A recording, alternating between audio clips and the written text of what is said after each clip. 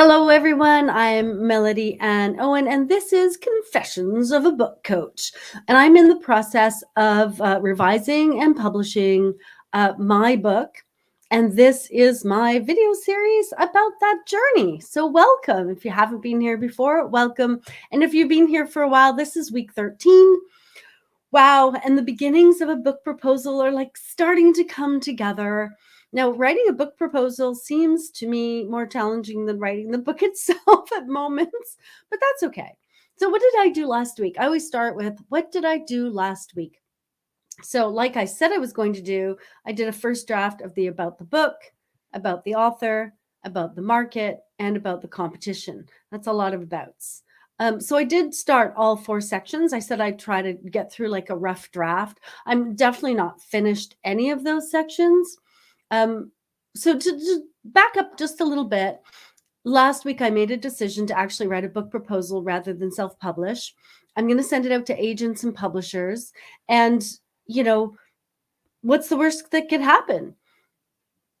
That sounds like famous last words, right? What's the worst that can happen? I'm expecting lightning to come now. But really, I mean, what's the worst that could happen?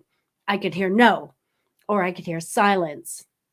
But, I'm kind of expecting that when you are going to send out a book proposal to publishers and agents, very few get through. And so if that's what you get, that's what you get. And if you do get feedback, then that's fabulous too, right? And actually, writing the proposal will be very valuable. So I know that it will slow me down. And that's one of the downsides, because in self-publishing, you can just like resume, publish a book really, really fast. So it will slow me down. But I think the experience will be really, really good for me. Writing a proposal really makes you sit down and think about all the moving parts, think about what the book is about, who the ideal audience is, who else is writing books like yours, what books complement yours, what books are in, I don't know, competition. I don't really like that kind of about competition, because I believe that if you're going to read one memoir, you're going to read several memoirs. I haven't just read one memoir in my life and thought, that's it. I've read a memoir. Move on, read something else. If I read a memoir and then I love the memoir, I read lots of other memoirs. So when I think about the competition, really what I'm thinking about is similar books and how mine fits into the shelf with those, right? So anyways, it's slowing me down. And honestly, writing a proposal for myself, I find that really challenging. I mean, I'd rather write a proposal for my client's book. So much easier. But I think writing it for myself is going to offer me some insights that maybe I haven't had before. So I'm going to be better at it, not just for myself, but for my clients. So that's something I'm looking forward to. All right. I wrote 5 sections last week, or at least, not full, but drafts or ideas about, I wrote the book concept. And then, as I said, about the book, about the author, about the market, about the competition. So about the book concept was not something I said I was going to write, but I wrote it. So that's good. So about the book and about the author, they were for me the easiest, because I've written both of them in the past. And so for me, now I'm on that like continuous fine-tuning stage. I have a one-liner, I have a short paragraph, I have a more in-depth description. And so now when I'm doing that, I'm just refining and refining and refining. The first time you write about the author, about yourself, like, including for me, the first time I wrote that, it was really challenging. Like, what do I say about me? It can be difficult to figure out like what to say and how much to say, and it can feel like boasting and all of those things. But because I'd done those both in the past, it was easier for me to get that into the proposal. So I have a good first draft on those two. And then the book concept, that's something that I didn't say I was going to work on, but it's the very first section in the book proposal. And it's there to like generate excitement for your book. That's where you make that big promise, like this is my big idea, or this is my big promise from this book. This is what this book is going to deliver. So I thought I'd just kind of talk a little bit about the book concept section, or the concept section, and what you might put in there. Well, what I put in there, because it's a memoir. So different genres would have different things in the book proposal and in the book concept. But for me, what I did was I wrote, what is The Devil's Daughter all about? Like what, and I don't mean like the plot, but I mean like really like, why does this book exist?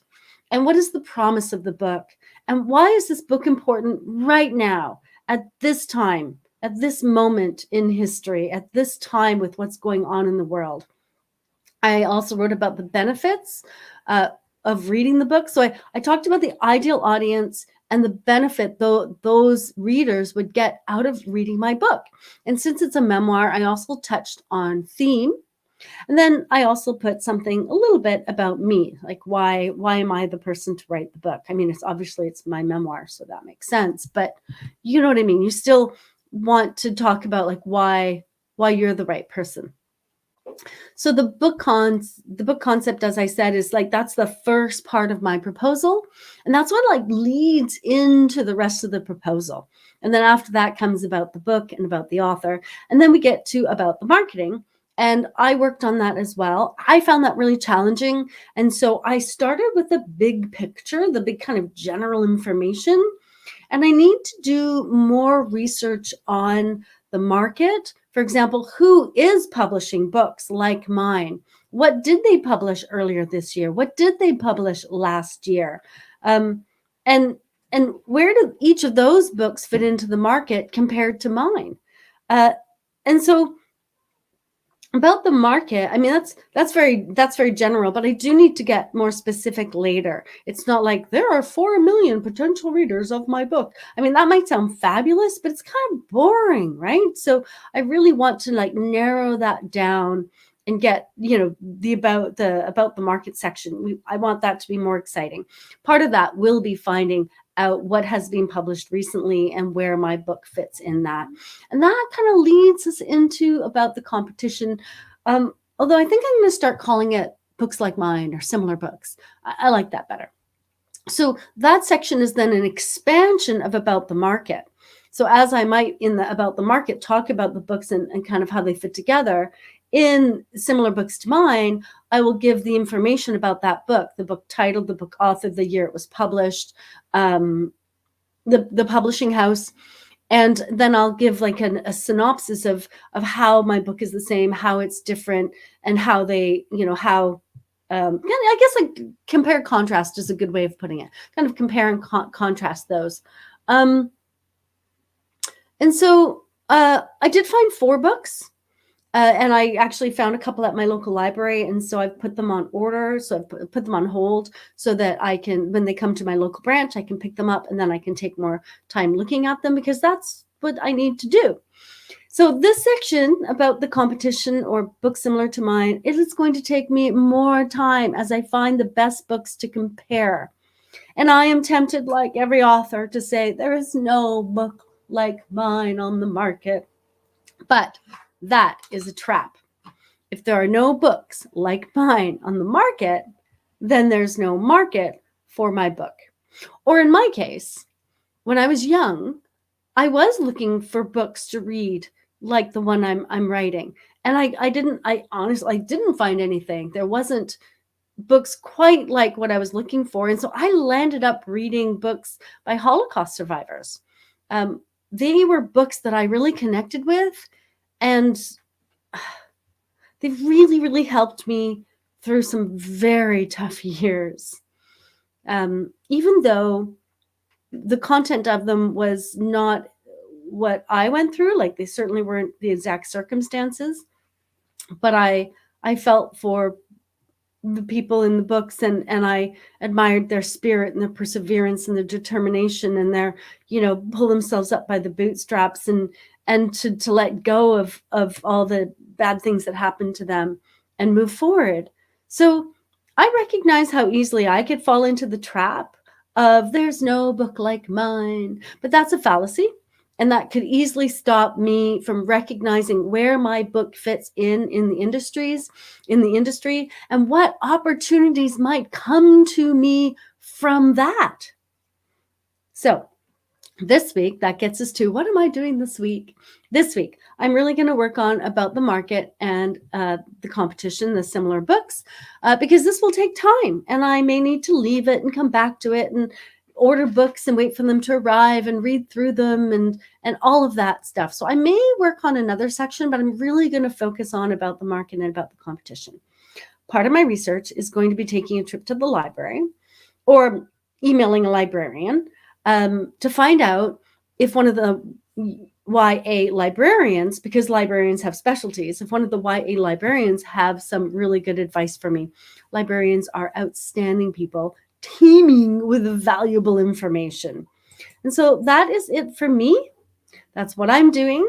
I hope you are enjoying the writing process of your own book and thinking about whether you want to publish, self-publish or not.